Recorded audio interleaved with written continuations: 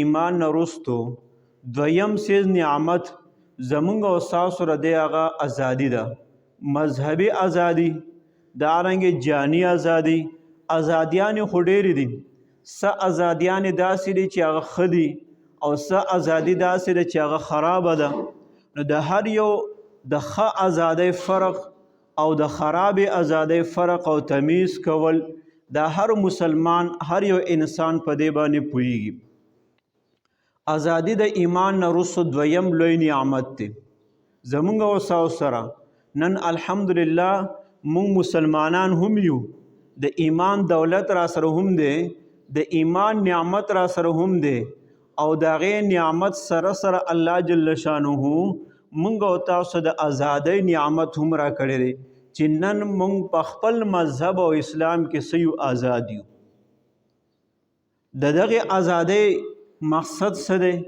د دغې ازادۍ نه مراد او مطلب د دې څه دی؟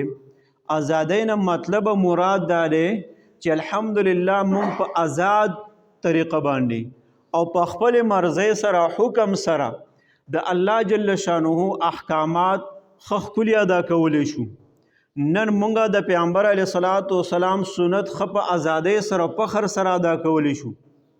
مونږ په دې کې آزاد یو، ځکه ازادي دا زما ستا دپاره بالخصوص د پاکستان د مسلمانانو دپاره نعمت ولې دی؟ ځکه بهر ملکونو کې وګورېدو چېرته کې د جمعې مونځ کې په جماعت کې نو هغه ځای دپاره ستا د حکومت د NOC اخیستل دي، ته به اجازت نامه رالی، هلته به ته جمع کولی شي، جمعه به کولی شي. ته مونځ کې په جماعت کې د هغې دپاره تاله د حکومت نه ازادي اجازت نامه اخیستل دي. ته د پیغمبر علیه الصلاة والسلام سنت په خپل مخ باندې پرېږدې، ګیره پرېږدې، د هغې دپاره ستاله د پیغمبر علیه السلام د سنتو پرېښودو دپاره د خپل حکومت وقت نه NOC اخیستل دي، اجازت نامه اخیستل دي چې نن زه ګیره پرېږدم، تا ته به سرټیفیکیټ درکړي، ته به لاړ شې دفترو ته، پیسې به داخلېږي، ته به د هغې نه وروسته بیا په خپل مخ باندې د نبي علیه الصلاة والسلام سنت پرېږدې.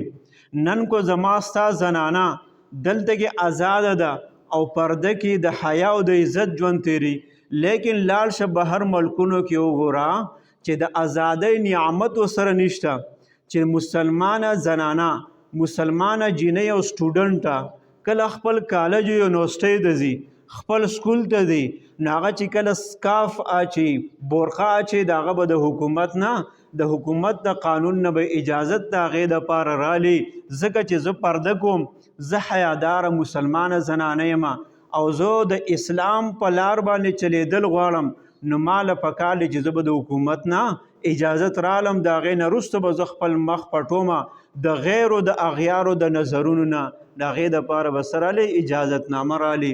نو الحمدلله نن مونږ مسلمانان څه یو پاکستان کې د آزاده طریقې سره خپل یو مذهبي ژوند تیرولی شو، ځکه چې الله جل شانو مونږ او تاسو ته ازادي را کړي.